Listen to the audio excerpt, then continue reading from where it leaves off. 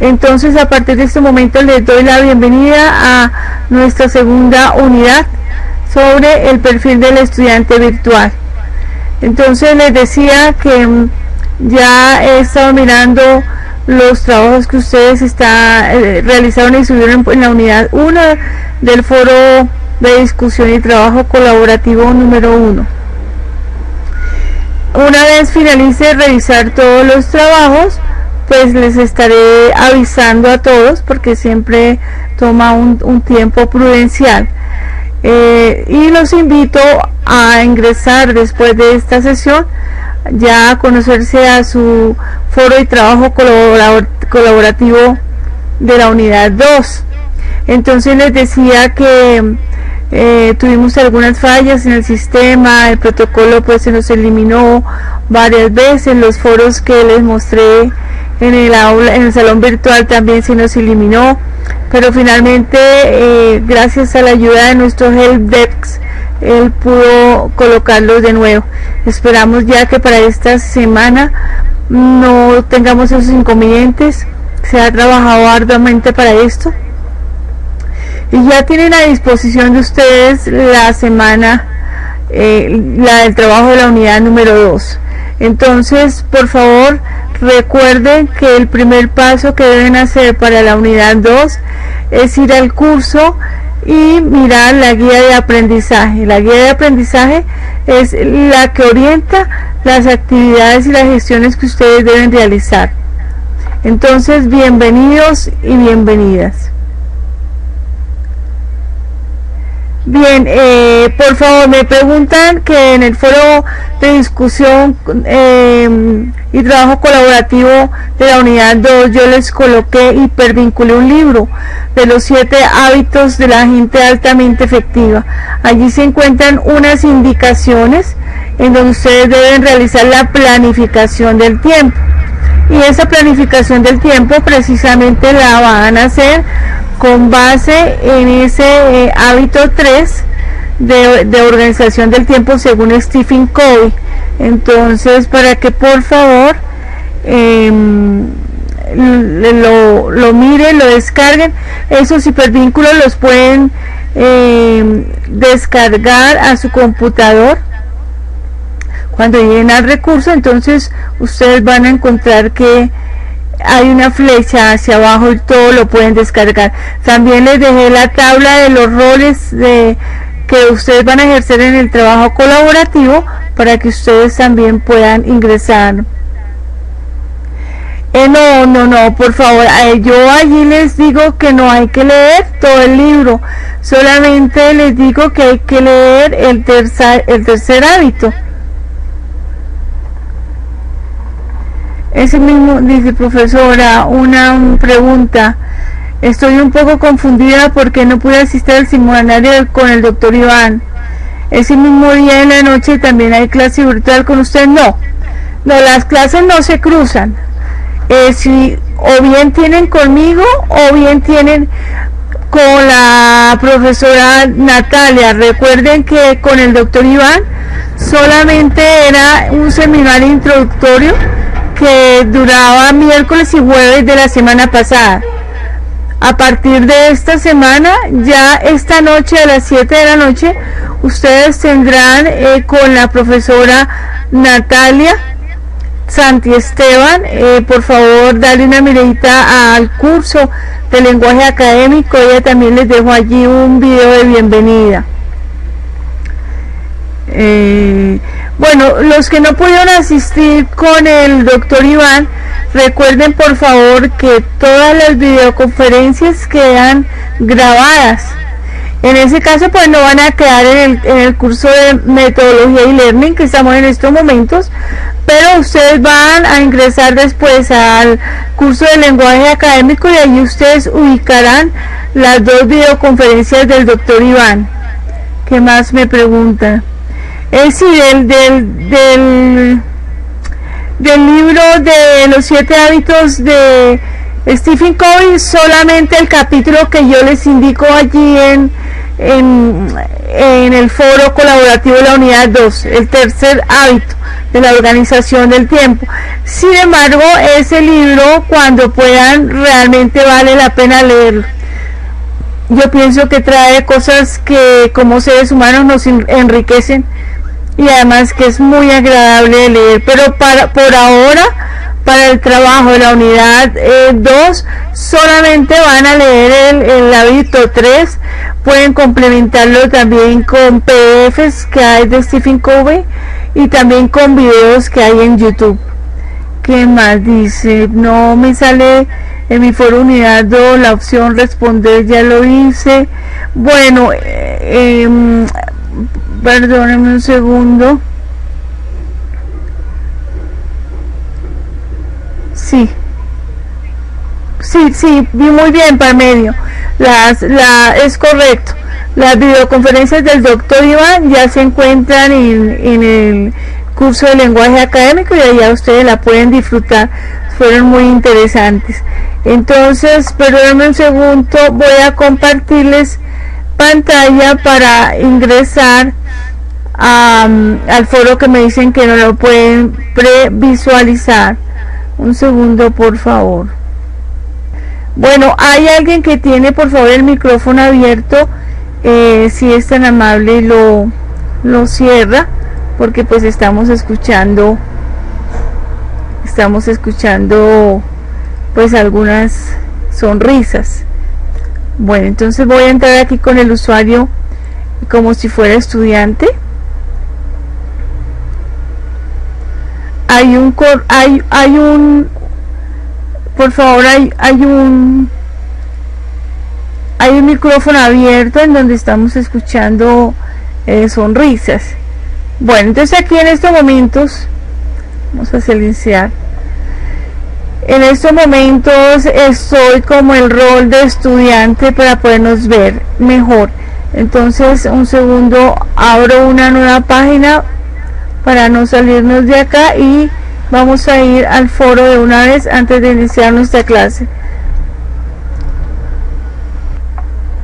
Bien, entonces mientras nos sale el icono de compartir pantalla, entonces ustedes abren una página al lado de donde ustedes están, no van a salir del salón, y ingresan nuevamente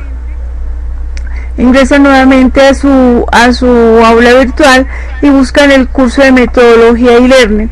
Allí ustedes van a encontrar la unidad 2. Debajo de la unidad 2 ustedes van a tener la guía de aprendizaje, van a tener contenidos para estudiar y van a tener un link que se llama foro de discusión y trabajo colaborativo. Entonces allí pulsan clic y les aparece el foro que se llama metodología y learning, unidad 2 y grupo tal.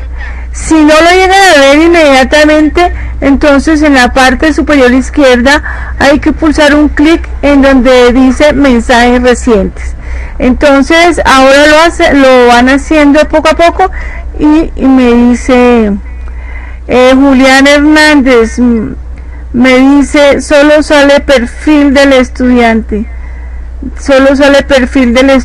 Ok, debajo de perfil del estudiante, que es la presentación que yo les voy a presentar ahora, está el link que dice foro de discusión y trabajo colaborativo. Pero otra opción de ingresar es cuando ustedes van hacia, como si fueran saliendo, debajo de la pestaña en donde dice estudiantes, dice también mis foros colaborativos. Esa es otra forma que ustedes pueden entrar. Ok, entonces ya me dicen que sí vieron el link. Gracias, Parmenio. Parmenio dice sí, perfecto. El link lo lleva al grupo del foro colaborativo. Entonces yo les solicito que ustedes abran una pestaña de su navegador, no se vayan a salir de este salón virtual, o más adelante, y pero ya me dicen aquí que ya pudieron visualizar el foro. Sí, es el mismo grupo. Los grupos sí van a quedar porque el sistema los creó aleatoriamente. Entonces sí, ese es el mismo grupo. Bien, entonces no, inicialmente apareció compartir pantallas, pero ya no. Ok, listo, ya está bien. Bien, entonces a partir de estos momentos yo voy a compartir pantalla. Entonces en estos momentos, ¿cómo les voy a compartir pantalla? A partir de estos momentos ya les estoy compartiendo pantalla. Está cargando un segundito. Tan pronto me avise ya les digo, pero bueno, vamos mejorando. Compartirnos la pantalla. Quería decirles pues que los felicito por la dinámica que hicieron la semana pasada. Siempre es una semana bastante difícil de adaptación, pero finalmente todos lo lograron, con dificultades obviamente que tuvimos, pero pues vale la pena que ustedes sepan que ya pasaron ese primer momento que es tan difícil. De ahora en adelante pues ustedes ya fácilmente van a navegar en nuestra aula virtual. Recuerden por favor que listo, a partir de estos momentos estoy precisamente compartiendo con ustedes la pantalla en estos momentos. Entonces les decía que voy a hacer el ejercicio de cómo ingresar al foro de discusión y trabajo colaborativo. Entonces ustedes tienen la unidad 2, que es esta. Entonces la guía de aprendizaje, aquí les colocamos un protocolo de participación en los foros que también se los hipervinculé a ustedes. Aquí está el perfil del estudiante, que es la presentación que vamos a ver en el día de hoy y que ya está dentro de ella, y este es el foro de discusión y trabajo colaborativo. Entonces vamos a pulsar clic allí y les va a mostrar a ustedes sus grupos. Entonces en estos momentos pulsen clic. En este caso pues yo estoy haciendo el rol de estudiante, me correspondió el grupo 1. A ustedes les saldrá el 2, el 3, el 4, el 5 o el 6. Entonces pulso clic allí y vamos a buscar el grupo, el foro que se llama Metodología y Learning Unidad 2. En este caso pues me sale el grupo 1 porque yo pertenezco al grupo 1. Bien, entonces aquí está, muy bien, aquí ya participó José Ignacio González. Aquí están mis indicaciones, ¿no? De lo que ustedes deben hacer. Entonces les decía, yo voy a pulsar clic en SlideShare, que es un repositorio. Aquí es donde les digo que ustedes deben previamente estudiar este tercer hábito, para que con base en ello ustedes hagan una planificación del tiempo. Obviamente ustedes pueden seguir investigando sobre COVID a través de PowerPoint, a través de PDF o a través de videos en YouTube. Entonces si ustedes quieren descargar este recurso, deben por primera vez ir a Sign Up y registrar sus datos con sus usuarios y claves. Entonces aquí ustedes registran estos usuarios y claves y luego entonces cuando ya ustedes se han logueado, entonces yo pulso clic en esa flechita y voy a colocar el login. Entonces en este caso, como yo ya creé mi cuenta, por eso es que yo siempre les recomiendo que para todas las cuentas que ustedes tengan que abrir, tengan el mismo usuario y la misma contraseña, porque si no, pues después bueno, se nos convierte como en un caos, porque no nos vamos a acordar de cuáles son las claves. Entonces aquí ya está descargando, mírenlo, aquí ya lo está descargando a su computador. De igual manera va a suceder lo mismo con, por favor, hay alguien que tiene el micrófono abierto, lo cierra por favor. De igual manera les coloqué la tabla de roles y les coloqué el protocolo para participar en el foro colaborativo. Entonces aquí también se encuentra el foro, pero aquí está la tabla. Entonces, ¿cómo la vamos a descargar? Pulsamos clic en la flecha en donde dice salvar y ya, mírenlo, aquí ya está, nos la descargó en Word. Como está en Word, pues ya ustedes le dicen aquí habilitar edición. Nuevamente, de todas maneras les anuncio el protocolo de cómo participar en el foro de una manera correcta, y aquí está la tablita. Entonces cada uno de ustedes va a escribir el rol que a ustedes ya pues elijan, y luego lo van subiendo. Normalmente lo suban 2 o 3 veces hasta que quede el cuadro completo. Entonces de esa manera pues ya pues a ustedes se les va a facilitar un poco más la gestión del foro. Bien, entonces retorno a el aula virtual. Voy a salirme del rol de estudiante y no sé si quedó bien comprendido la manera de cómo participar en el foro, o hay alguna duda.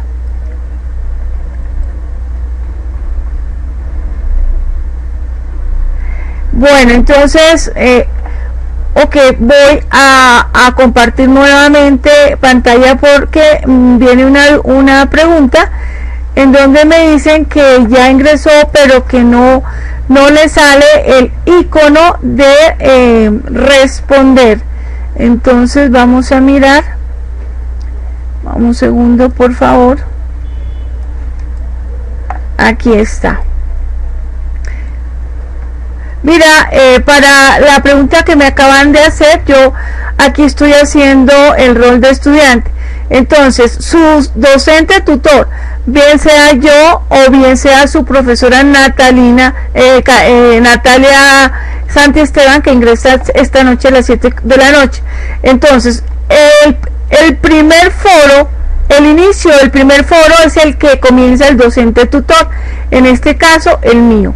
Entonces, ¿cómo van ustedes a hacer sus aportes? Siempre van a buscar aquí en la parte inferior derecha, pulsan clic en donde dice responder.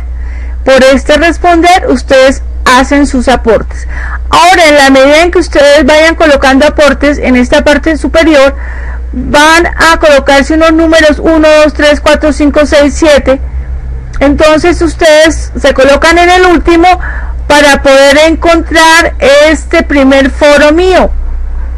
Esto se hace con el propósito de que se haga secuencialmente los aportes de ustedes y no queden dispersos.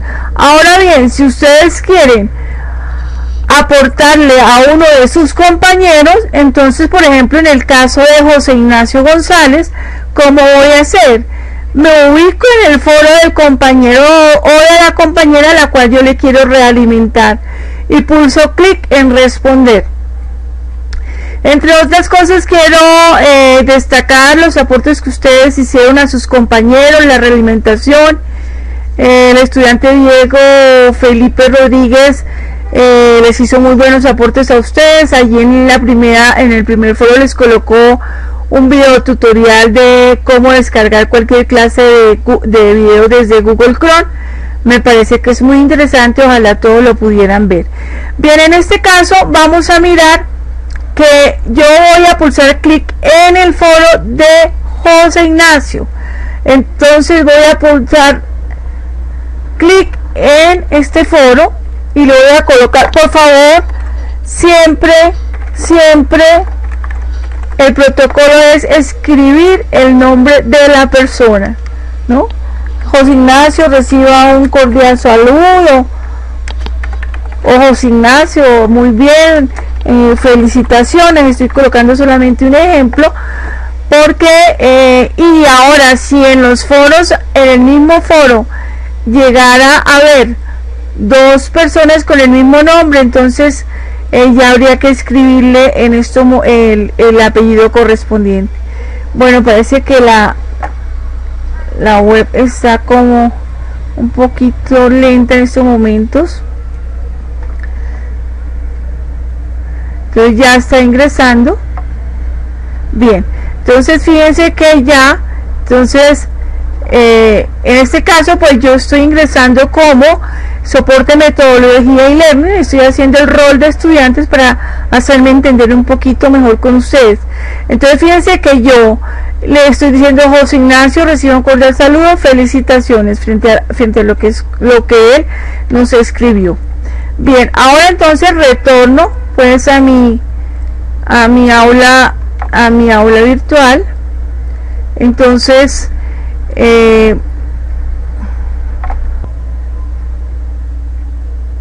bien, ¿me escucharon? ¿No hay audio? ¿No hay audio?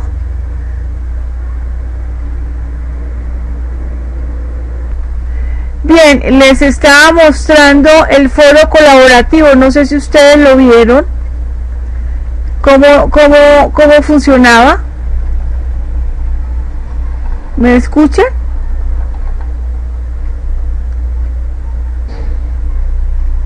Ok, bueno, entonces ahora sí, vamos a mirar. Entonces hoy tenemos en la unidad 2 el perfil del estudiante virtual. Entonces vamos a mirar lo siguiente. Bien, antes de entrar al perfil del estudiante, hay un concepto que de pronto para algunos de ustedes es un concepto nuevo, y ese concepto se llama andragogía. Entonces la andragogía viene de la dragología, de un griego, y hombre, que es guía o conducción. En general la andragogía es el conjunto de las técnicas de enseñanza orientada a educar personas adultas. Entonces fundamentalmente nosotros estamos dentro de ese concepto de la andragogía, es decir, la educación para adultos. Busca la educación y desarrollo humano en los adultos a partir de su autonomía y aprendizaje autónomo, y su disciplina, de su voluntad, de su perseverancia para investigar y construir conocimiento permanente sin que ello les sea una obligación. Normalmente las personas que ingresan a esta clase de programas no vienen obligadas. Es muy rara la persona que realmente viene obligada. Su automotivación es el motor que le incentiva a realizar sus procesos de aprendizaje independientemente de si los motivan o no los motivan. Es decir, si de pronto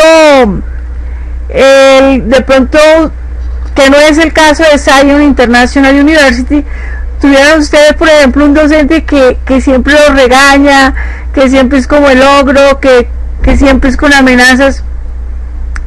Entonces, independientemente de si el profesor es buena gente o es ogro, ustedes tienen una motivación tan fuerte que hace que saquen adelante. Y ustedes dicen: bueno, yo no vine exactamente por el profe, sino por construir los conocimientos, y eso hace que ustedes tengan esa voluntad, esa disciplina, esa perseverancia.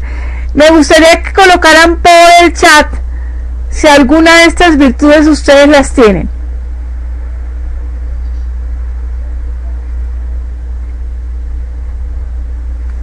Disciplina, o voluntad, o perseverancia. Voluntad, Kerstin, muy bien. La voluntad. ¿Para qué sirve la voluntad? Todas. Juliana, muy bien. Motivación, muy bien. Muy bien, exactamente, muy bien. Entonces sí, y poco a poco voluntad y perseverancia. La perseverancia, que es tan importante, porque en nuestra sociedad hoy en día como que nos enseñaron a que usted intente 2 o 3 veces y voltee la espalda, y en este proceso hay que inventarlo tantas veces sea necesario hasta que alcancemos los logros. Entonces ahí nos estamos forjando la voluntad, la perseverancia. Muy bien, muy bien. Yo porque aplico al Minaimo, muy bien. Así es, la idea es formar una disciplina que nos permite ir creciendo. Muy bien, sí, estas virtudes no solamente es para un proceso de aprendizaje, sino para la formación y desarrollo del ser humano como tal.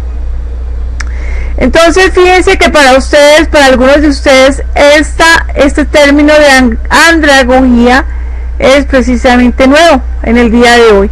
Ustedes están dentro del marco de la andragogía, es decir, la educación para adultos. Hay unos requisitos unas tendencias ya con los expertos.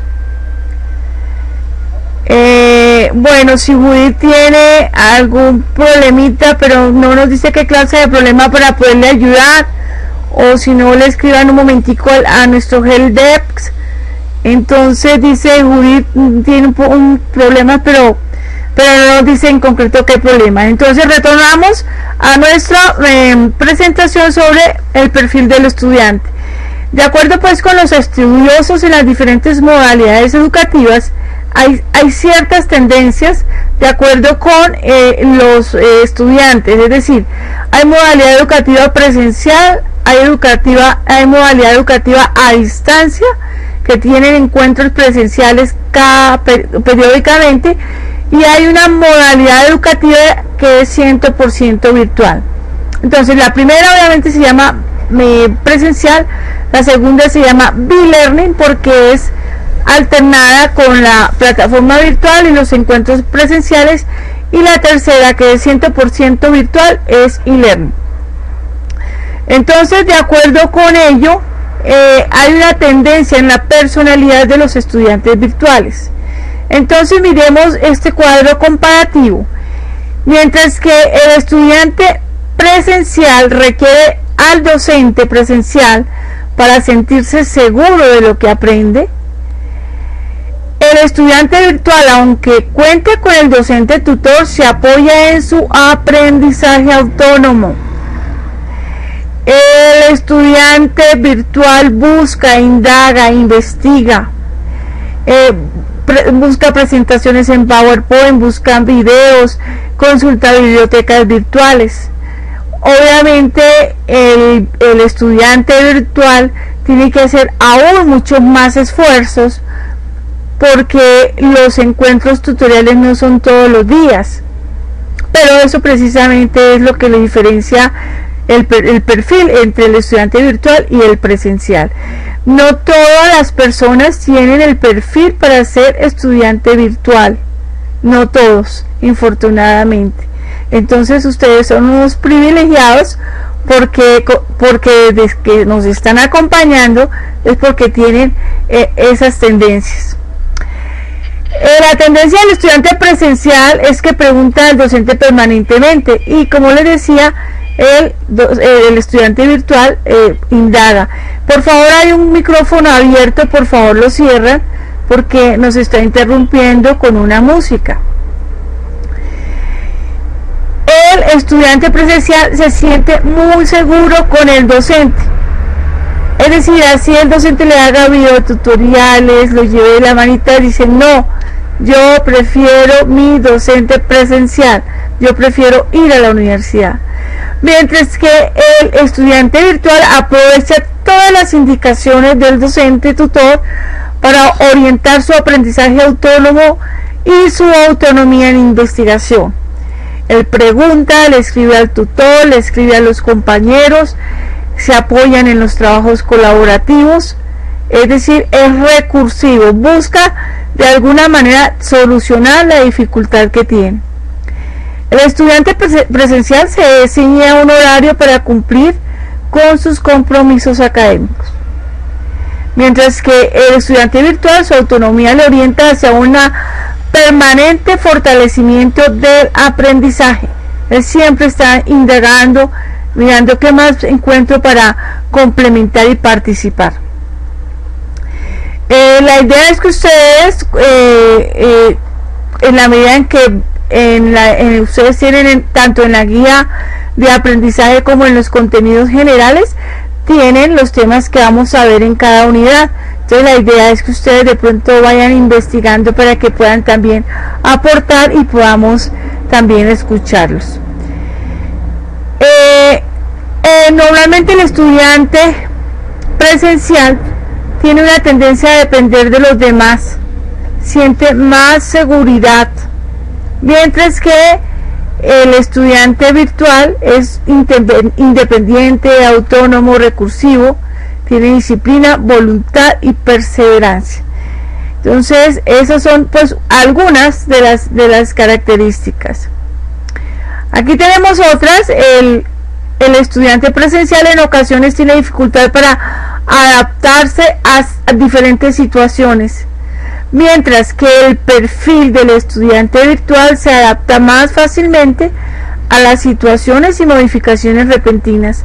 Y fíjense que en la unidad 1 tuvimos algunos problemitas con el sistema, se nos borraron los foros, el protocolo de cómo ingresar y participar también, pero ustedes fueron supremamente recursivos. Ustedes buscaron la ruta, indagaron hasta que por fin la encontraron y finalmente lograron participar. Entonces esto sí lo tienen ustedes muy fortalecido y los felicito por ello. El estudiante virtual siente la seguridad de ser capaz, a pesar de no tener acceso físicamente al docente tutor. Persevera, insiste, investiga hasta comprender. No se quedan ustedes ahí como con la inquietud, sino por algún lado indagan hasta que logran conseguirlo. El estudiante, obviamente que en los estudiantes presenciales de todas maneras hay siempre excepciones, porque yo no puedo decir todos los estudiantes presenciales, ¿no? Porque estarías cometiendo pues un error en mi apreciación. Es la tendencia, ¿no? En ocasiones los estudiantes tienen dificultad para trabajar en grupo y sobre todo de manera colaborativa. Una cosa es trabajar en grupo en donde están las 5 personas, en donde quizá el uno toma la parte del capítulo 1, el otro el capítulo 2, el otro el capítulo 3 y el otro el capítulo 4. Pero colaborativamente es que entre todos van construyendo y van haciendo todo. E incluso van utilizando las redes sociales, las plataformas colaborativas para que de forma sincrónica o asincrónica trabajen, como por ejemplo lo están haciendo en los foros. Ingresan, dejan sus aportes y finalmente compilan.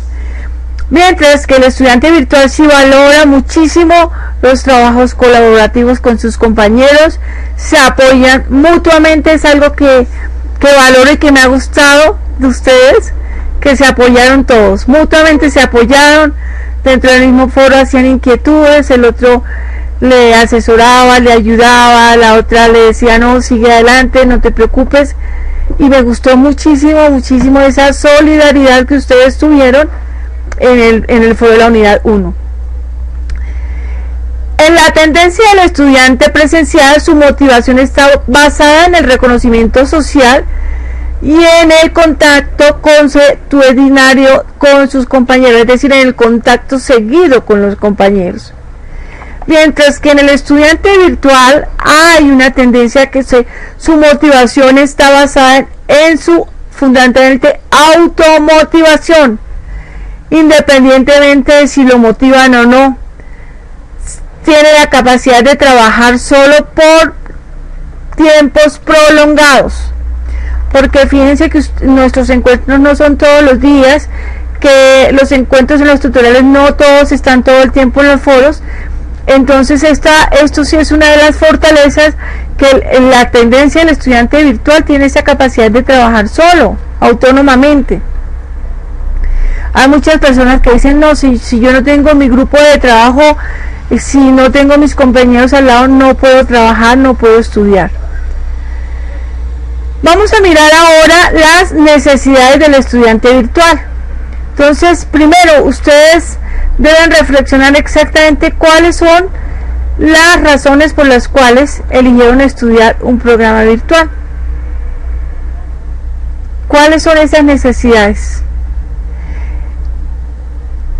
tiene presiones en su centro de trabajo para ser promovido, para que lo asciendan, necesita nuevas competencias y habilidades, de pronto lo ascendieron a un trabajo y pues necesita usted cualificarse, necesita concluir una carrera profesional, porque en la medida en que se tiene una carrera profesional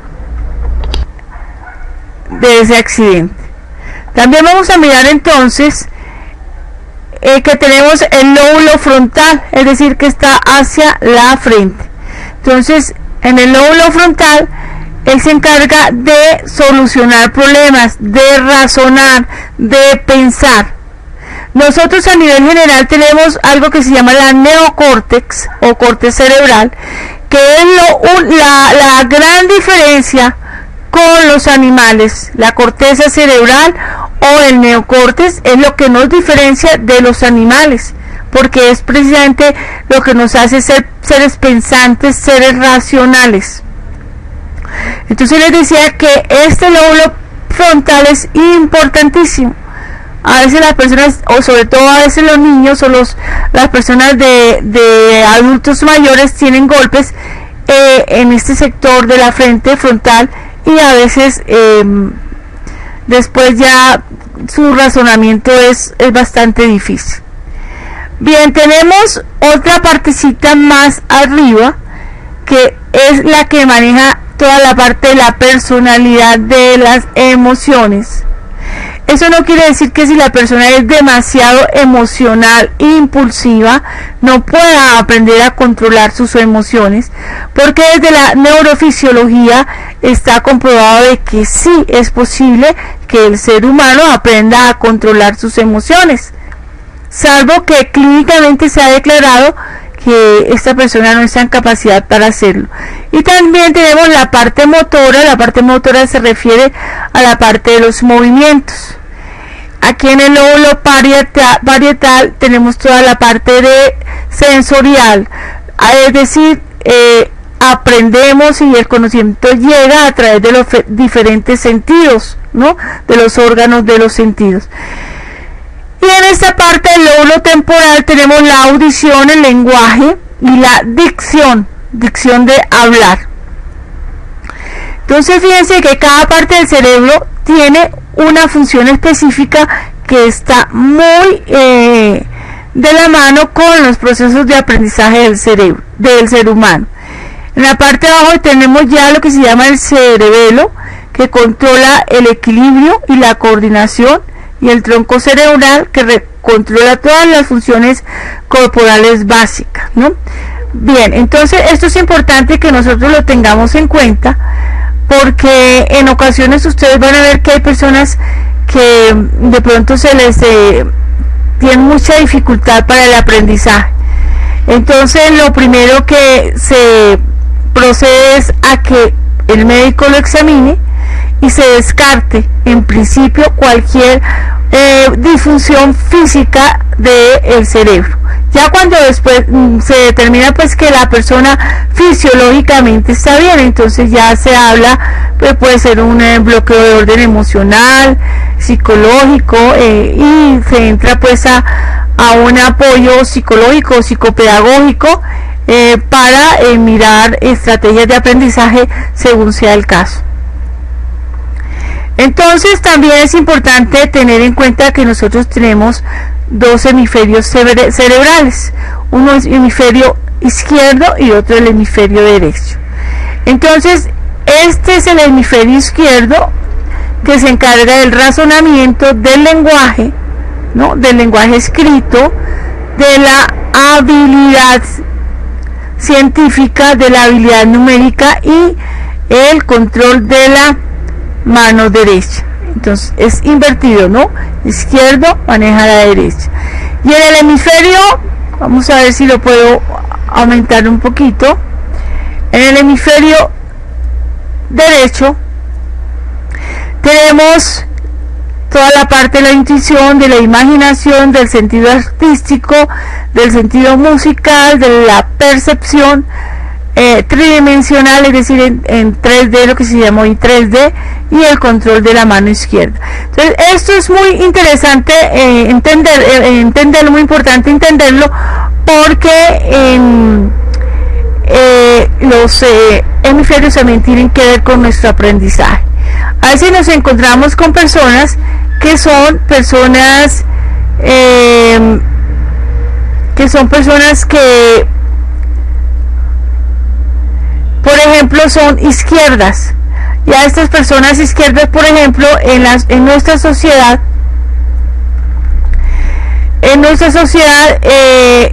hay muchas situaciones en donde los obligan a utilizar los muebles derechos, todo derecho. Entonces estas personas que normalmente son izquierdas terminan desarrollando mucho su mano derecha, y al desarrollar tanto la izquierda como la derecha hace que su cerebro se vaya desarrollando un poco más. Por eso es importante en la edad infantil, cuando se tienen los niños, que se les coloque muchas dinámicas para que se ejerciten en sus dedos y en sus manos. Ojalá puedan llegar a tocar flauta, guitarra, organeta, piano, porque entre más ellos ejerciten sus manos y más ejerciten sus dedos, tiene una relación directa con el desarrollo del cerebro. Entonces vean lo interesante que es todo esto, porque esta facultad pues realmente es propia de los seres humanos. Los animales sí tienen alguna capacidad de aprendizaje, pero no es igual a la capacidad de los seres humanos. Entonces nunca nos podemos comparar con los animales, con el aprendizaje de ellos. Otra cosa es que de pronto, por causa de la falta de autocontrol emocional, de pronto algunos seres humanos se comporten incluso peor que los animales, pero de entrada el ser humano llega dotado con todas las capacidades y con todos los privilegios para aprender. Entonces, por ejemplo, cuando ustedes dicen, no, es que esto es muy difícil, que me quedo grande, que no soy capaz, entonces sencillamente nos dice, bueno, ¿tiene alguna disfunción cerebral? Entonces nos hace como reflexionar que definitivamente si no tenemos ninguna disfunción de orden fisiológico, sencillamente es cuestión de perseverar, buscar ayuda, que nos apoyen, y lo podremos lograr. Entonces vamos a pasar a unos estilos de aprendizaje según Colbert. Colbert nos dice que él es un americano, y él nos dice que para obtener aprendizaje óptimo es necesario trabajar la información en 4 fases. Veámosla. Entonces, aquí tenemos, vamos a aumentarlo un poquito, tenemos el círculo de Colbert.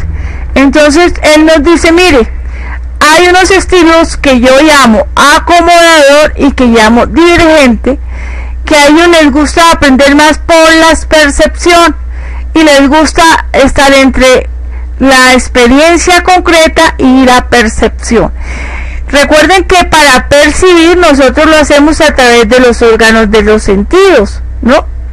De los órganos de sentidos como los oídos, los ojos, el tacto. Entonces hay personas que definitivamente necesitan tener experiencia activa, contacto directo pues con lo que está aprendiendo para que pueda aprender mejor. Pero hay otros, por el contrario, que son como más abstractos, ¿no? Como más de la observación reflexiva, y ellos aprenden más. A partir de esta reflexión de Kolb, entonces aparecen los siguientes estilos de aprendizaje. Yo en la bibliografía les dejé un test, por favor, para que ustedes lo hagan en internet, sobre los estilos de aprendizaje. Allí les va a emanar a ustedes como las tendencias de sus estilos de aprendizaje. Bueno, aquí lo estoy hablando desde Kolb, aún muchas teorías, pero lo que los resultados que sacan estos test es cuál es como mi mayor tendencia. Ahora vamos a ver que el aprendizaje también tiene que ver con las inteligencias múltiples. Entonces, según Kolb, el estilo de aprendizaje, las personas que tienen estilo de aprendizaje convergente, por lo general son personas pragmáticas, racionales, analíticas, organizadas, son buenos discriminadores, orientado a las tareas, disfruta aspectos técnicos, gusta de la experimentación, es poco empático, hermenéutico, poco imaginativo, buen líder, insensible y deductivo. Esto es importante tenerlo en cuenta para que ustedes se conozcan un poquito más y decir, es que yo tengo mi mayor tendencia como en el convergente o en el divergente, o a veces tenemos como de todas. Las características del alumno divergente se caracteriza por ser sociable, sintetiza bien, genera ideas, bueno, él es soñador, valora la comprensión, es orientado a las personas, espontáneo, disfruta el descubrimiento, es empático, abierto, muy imaginativo, emocional, flexible e intuitivo. Es una persona como un poco más extrovertida, ¿no? Entonces, estas personas aprenden, por ejemplo, con otras personas, disfrutan investigar, disfrutan estar con los demás buscando, mientras que fíjense que el primero es como más reservado. Vamos a mirar las características del alumno asimilador. Por ejemplo, él es poco sociable, sintetiza bien, genera modelos, es reflexivo, pensador abstracto, orientado a la reflexión, disfruta la teoría, disfruta hacer teoría, poco empático, hermenéutico, disfruta diseño, planificador, poco sensible e investigador. Entonces, esa característica de estos alumnos, mientras que hay algunos que les gusta experimentar, tocar, ir pues como al campo de acción, hay otros que dicen, no, yo prefiero disfrutar leyéndome un buen libro, investigar, yendo a una base de datos. Y tenemos la siguiente característica del alumno acomodador: es sociable, organizado, acepta retos, impulsivo, busca objetos, orientación a la acción, depende de los demás, poca habilidad analítica, empático, abierto, asistemático, espontáneo, flexible y comprometido. Entonces miremos que realmente, de acuerdo pues con Kolb, estos estilos de aprendizaje pueden ser también mixtos, ¿no?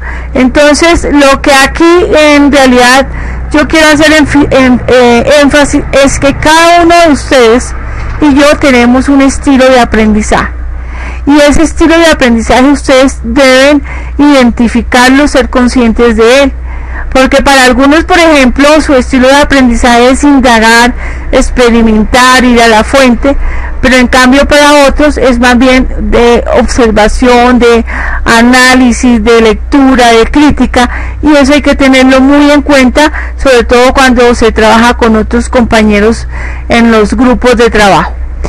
Entonces les decía que dentro del aprendizaje hay que tener en cuenta, por favor, que hoy se tiene un concepto que se llama inteligencias múltiples. En esas inteligencias múltiples, por fortuna para muchos, nos alegró el corazón. Hace muchísimos años, quien no tenía un cociente intelectual alto, entonces se decía que era una persona como torpe o poco inteligente. Pero hoy, para fortuna de muchos, existe algo que se llaman las inteligencias múltiples. Entonces ya no nos pueden decir que si no cumplimos con un QI, coeficiente intelectual alto, entonces es que somos torpes. Y aquí precisamente es donde ustedes deben identificar cuáles son esas tendencias. También en internet hay un test para identificar cuál es la predominancia de sus inteligencias múltiples, que también se los dejé en la bibliografía para que ustedes lo digan. lo desarrollen. Allí precisamente, si ustedes lo contestan a conciencia, nos va a decir cuál es la mayor tendencia de sus inteligencias múltiples, y esto tiene una relación directa en cómo es que ustedes aprenden, cuál es su proceso de aprendizaje, cómo es que les gusta aprender. Entonces vamos a mirar la siguiente. Tenemos que para el autor de las inteligencias múltiples es Howard Gardner, y él define la inteligencia como la capacidad de resolver problemas o elaborar productos que sean valiosos a nuestra cultura. Entonces él dice que hay unos estilos de aprendizaje teniendo en cuenta las inteligencias múltiples. Entonces una de esas inteligencias múltiples es la inteligencia naturalista. Entonces distingue, clasifica y ocupa elementos del medio ambiente. ¿Cómo aprende esta persona que tiene esta tendencia de la inteligencia naturalista? Aprende trabajando con el medio ambiente, explorando. Entonces nosotros sabemos que a esta persona le encanta la naturaleza, y que de pronto el día de mañana ustedes van a enseñar, y vemos que dentro de esa persona está como ese tipo de inteligencia. Pues ¿por qué no aprovechamos eso para que a partir de esa inteligencia naturalista él nos enseñe, nos refuerza o aprenda algo que nosotros le queremos enseñar? Hay otras personas que tienen la inteligencia lógica matemática, es decir, una misma persona puede tener varias inteligencias. Lo deseado fuera que todos desarrolláramos todas las inteligencias, eso sí que sería rico, y es precisamente la tendencia que se quiere desarrollar en los niños, en las nuevas generaciones, que ojalá esas inteligencias múltiples se puedan desarrollar todas en ellos. Entonces el que tiene lógica matemática usa el razonamiento y el análisis, y obviamente con lenguaje abstracto, aprende con relaciones, clasificaciones y abstracciones. Es decir, que una persona que tiene esta inteligencia lógica matemática, nosotros la vamos a colocar a que se lea 3 capítulos de un libro, pues quizá para él va a ser bastante difícil, pero si lo ponemos pues a que haga una relación entre ese libro y otro, y lo analice y clasifique esa información, pues de pronto las cosas van a funcionar mejor. Hay otra inteligencia que se llama la inteligencia lingüística verbal, y tiene la capacidad de utilizar la expresión de la palabra con efectividad. Estas personas les encanta la lectura, ¿no? La escucha, la risa, la escritura, el habla, la discusión y el debate. Entonces son perfiles realmente de líderes. Eso no quiere decir que un líder que sea tímido no pueda llegar a desarrollar algunas competencias, pero esta inteligencia lingüística pues favorece mucho a las personas. Son personas normalmente extrovertidas, personas que participan, que no les da pena hablar, que proponen ideas, que normalmente están liderando en donde quiera que ellos se encuentren. Hay otra inteligencia múltiple que se llama la interpersonal, y es la capacidad de interactuar con el contexto social. Aprende con la concepción, con las entrevistas, con la cooperación, con las entrevistas, con la relación de hechos, con comparación de hechos, ¿no? Con ideas. Normalmente también estas personas tienen esa capacidad de liderazgo, proponen, jalonan a las personas, son líderes, tienen muy buenas relaciones con los demás. Esta es la inteligencia intrapersonal. Entonces, y es la capacidad de formarse un modelo de sí mismo real, y aprende a tener aprende con la reflexión, con el trabajo, con la búsqueda de espacios y trabajos con proyectos. Entonces, ¿cuál es la gran diferencia que hay entre la inteligencia interpersonal y la inteligencia intrapersonal? La inteligencia interpersonal se refiere a las relaciones con los demás y por eso se habla de intermunicipal, interdepartamental, internacional. La intrapersonal es esa capacidad de entenderse a sí mismo, de ser consciente de sus dificultades, de pronto de sus limitaciones, pero también de sus fortalezas, de aceptarse a sí mismo como es, fortaleciendo sus competencias, sus virtudes, pero también haciendo una reflexión de pronto de sus errores o sus limitaciones o sus debilidades y tratando de mejorarlas para precisamente lograr ese desarrollo intrapersonal. Hay otras personas que tienen desarrollada la inteligencia musical, aprende con las canciones, con el ritmo, con la melodía, produce y piensa en términos rítmicos, normalmente están tarareando o haciendo tronar los dedos sobre una base. Entonces, por ejemplo, hay algunos docentes en instituciones de niños o jóvenes que detectan que a estos muchachos les gusta la música, que de pronto tocan guitarra. En las carreras de filosofía, por ejemplo, un docente no lograba que su estudiante aprendiera su filosofía, pero descubrió que a este muchacho le gustaba tocar guitarra. Entonces, ¿qué hacía el docente? Le daba el tema de la siguiente semana y siempre iniciaba la clase con una canción de ese muchacho, pero esa canción tenía que contener los fundamentos del tema de esa clase. Entonces, de esa manera, el muchacho se le dio reconocimiento entre los compañeros de su curso y indirectamente el docente logró que él aprendiera su filosofía, pero a través del desarrollo de esa inteligencia musical. Tenemos también la inteligencia corporal sinestésica. Entonces son todos aquellos que tienen esas habilidades de bailar, de danzar, normalmente se están moviendo al ritmo de la música, ¿no? Manejan el espacio, la lateralidad. Esto pues también les trae bastante posibilidades de desarrollo corporal. Tenemos la inteligencia espacial, que es la capacidad de estar formando el mundo pero en 3 dimensiones. Esta inteligencia espacial es, por ejemplo, aquellas personas que son arquitectas, ¿no? Que hacen dibujos en 3 dimensiones, que son capaces de tener esa proyección de volumen, ¿no? De profundidad. Ahora vamos a ver algo que nos falta, que es la inteligencia emocional.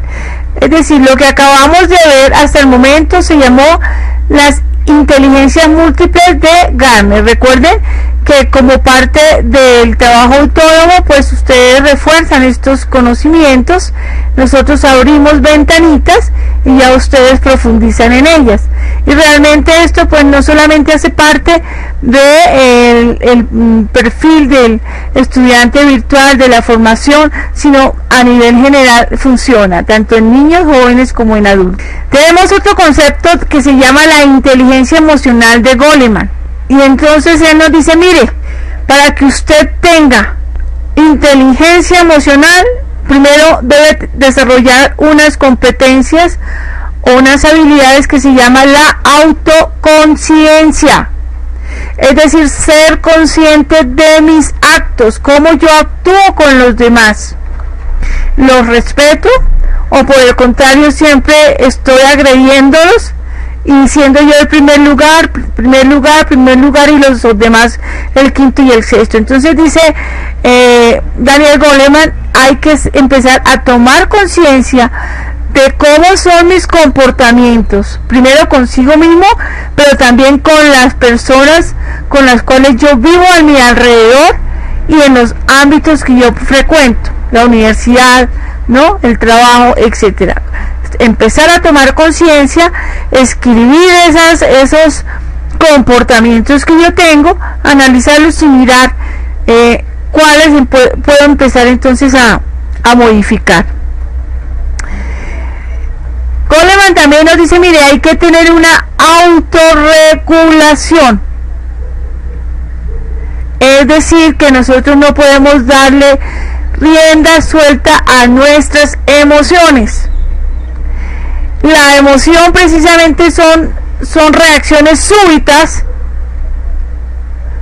que duran 2-3 segundos y ya.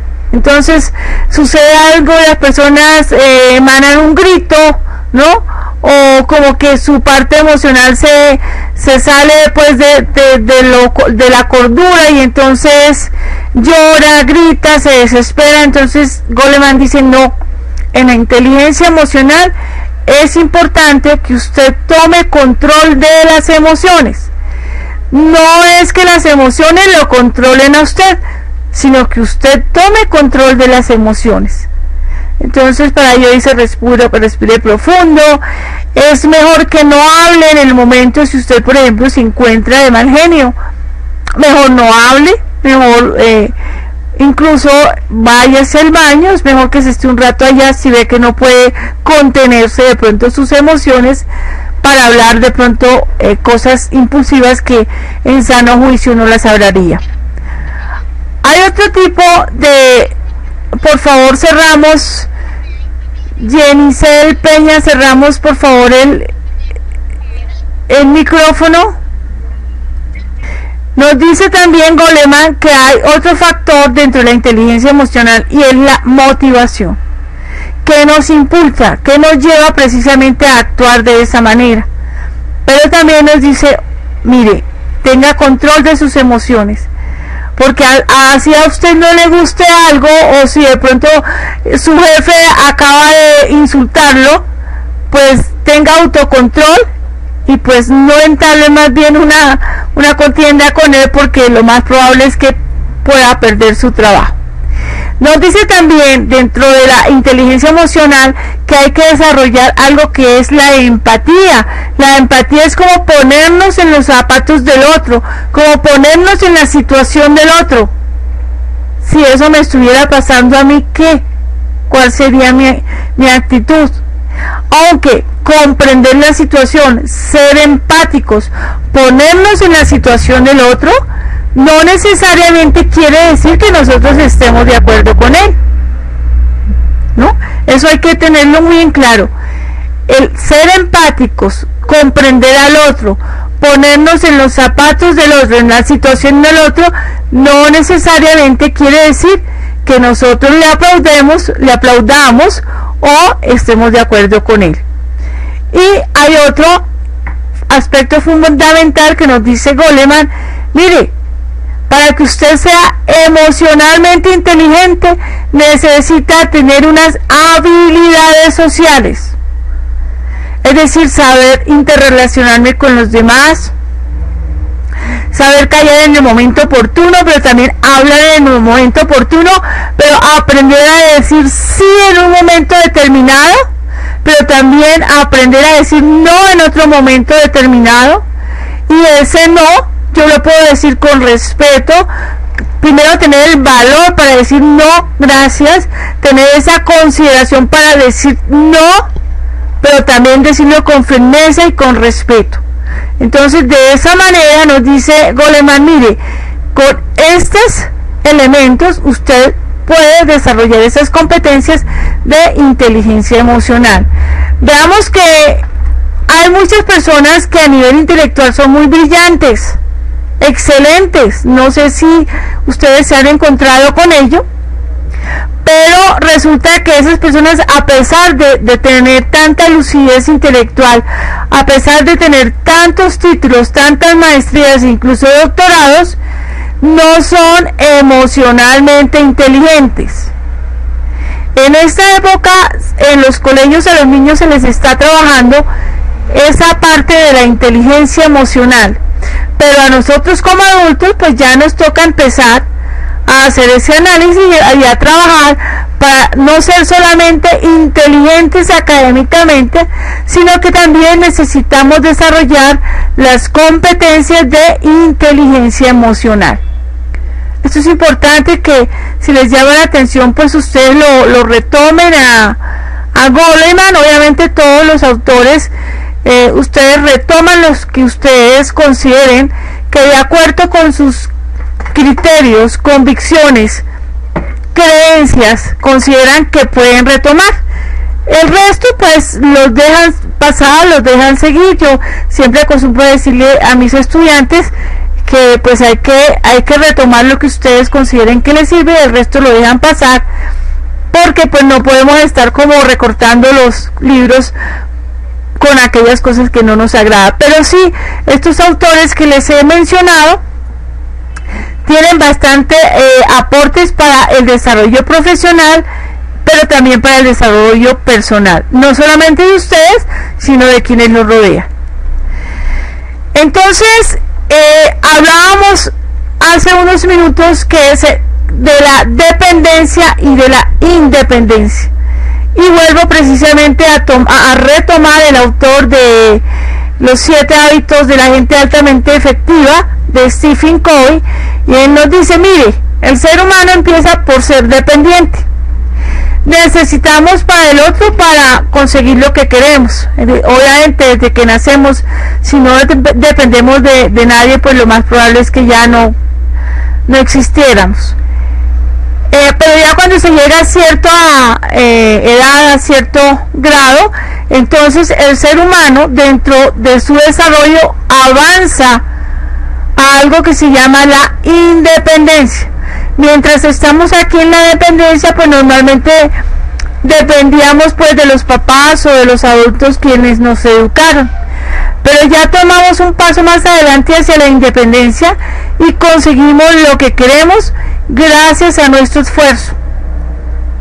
Seguramente ustedes están estudiando esta licenciatura porque gracias a su esfuerzo consiguieron pues los recursos para matricularse.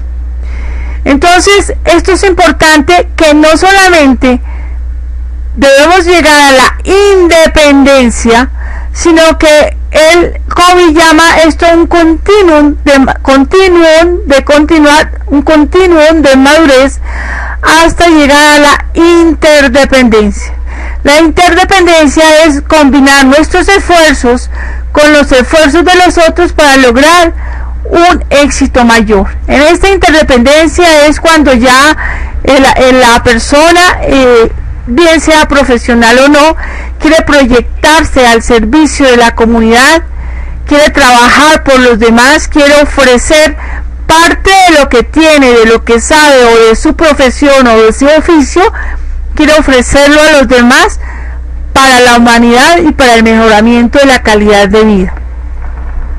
Entonces estos tres pasos del ser humano hacen precisamente que nosotros vayamos creciendo, y en esta parte del aprendizaje también, porque una vez ustedes por ejemplo se titulen como licenciados, normalmente no nos quedamos ahí, siempre vamos en un continuum permanente de aprendizaje, de perfección en nuestros conocimientos, hasta que logremos compartir con los demás, sin pensar que si lo que compartimos quizá nos lo van a quitar.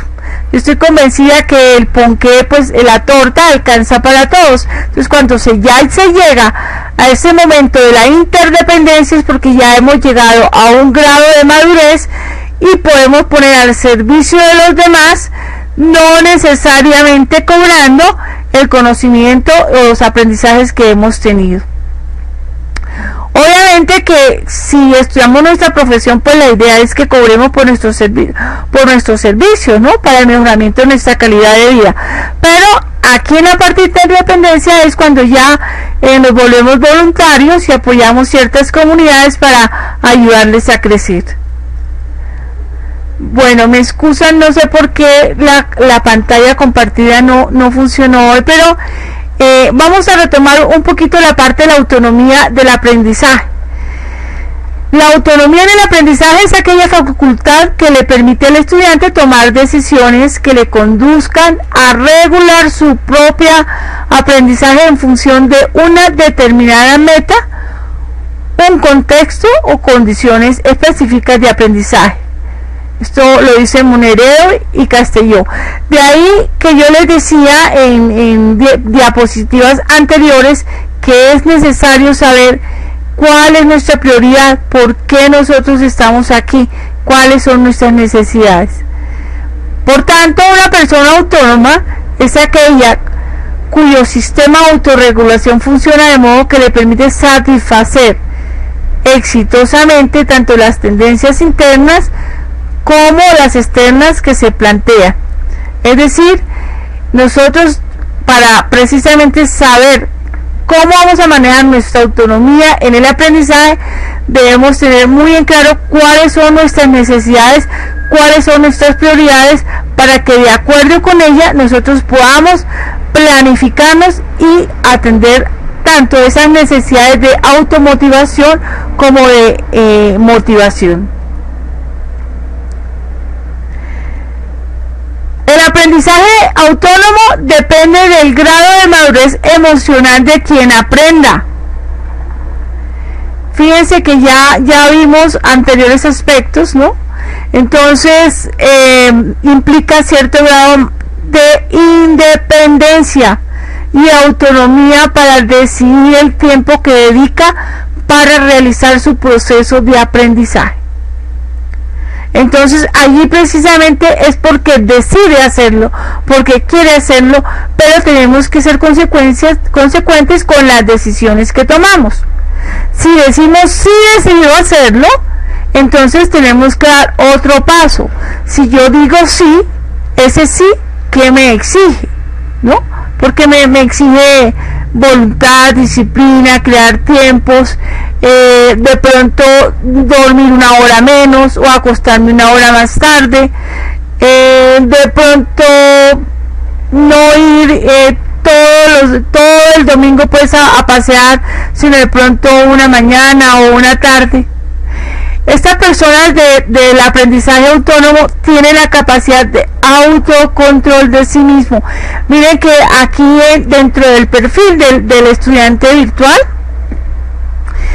hay uno de los requisitos importantísimos, que es el autocontrol de sí mismo, porque ustedes son los que se autodisciplinan, ustedes son los que eligen: o me voy para cine o me pongo a estudiar para mañana, o me acuesto ya o estudio hasta las 11, ¿no?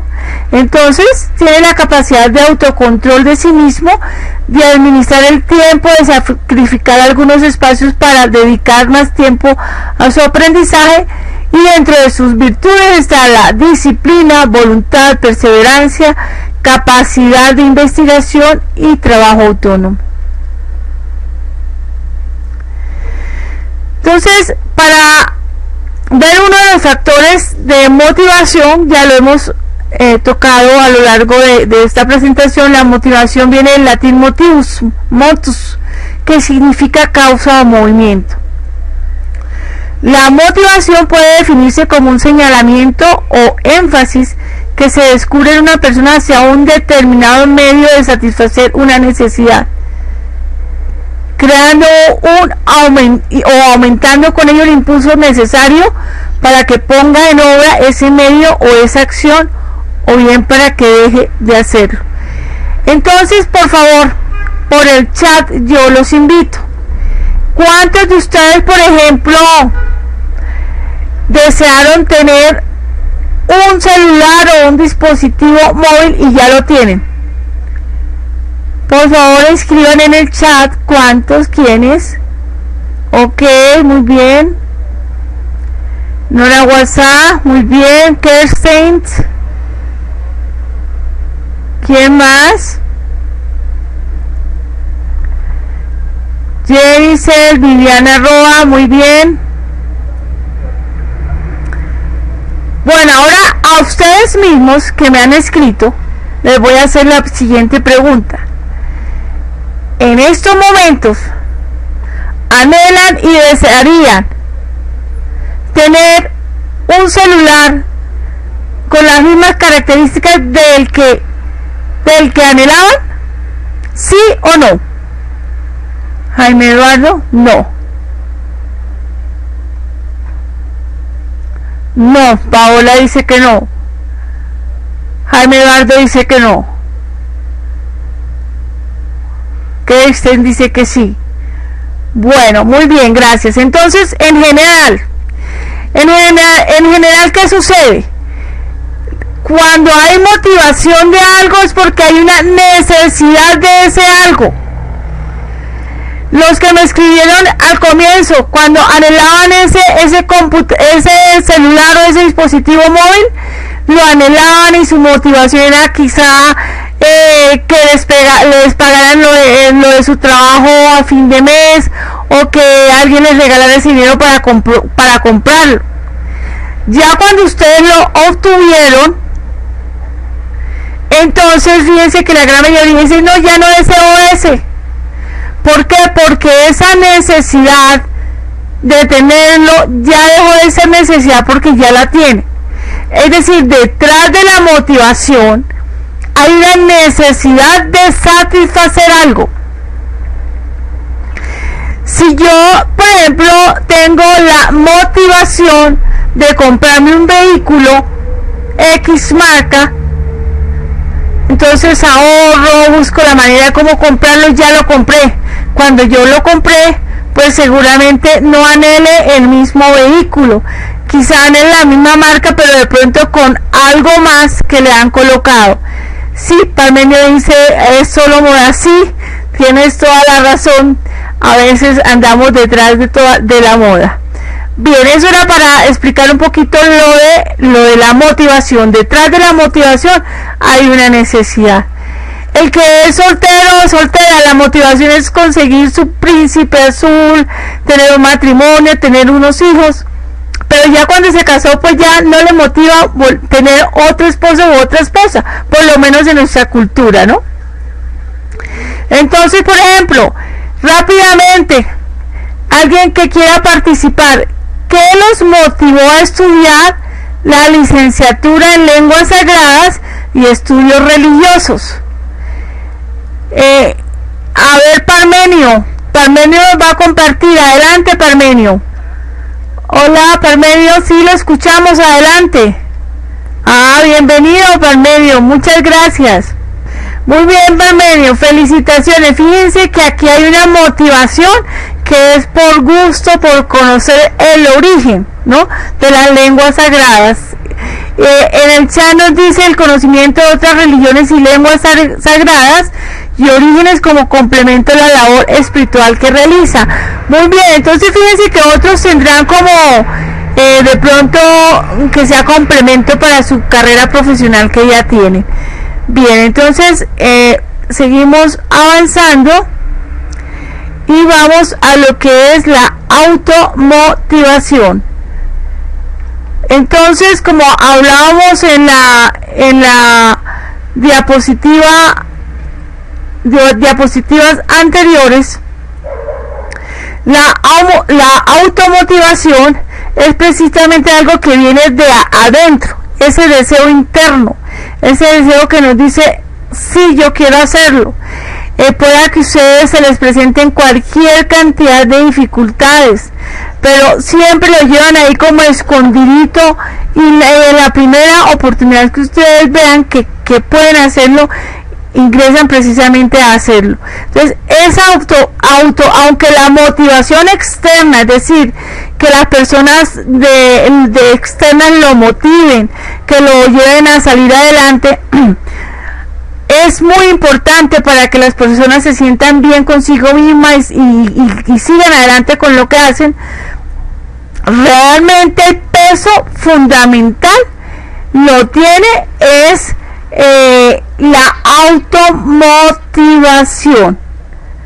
automotivación, porque independientemente de si las personas externas me motivan o no me motivan, sencillamente si yo tengo la capacidad de motivarme, entonces lo hago, así la otra persona no valore de pronto lo que yo hago.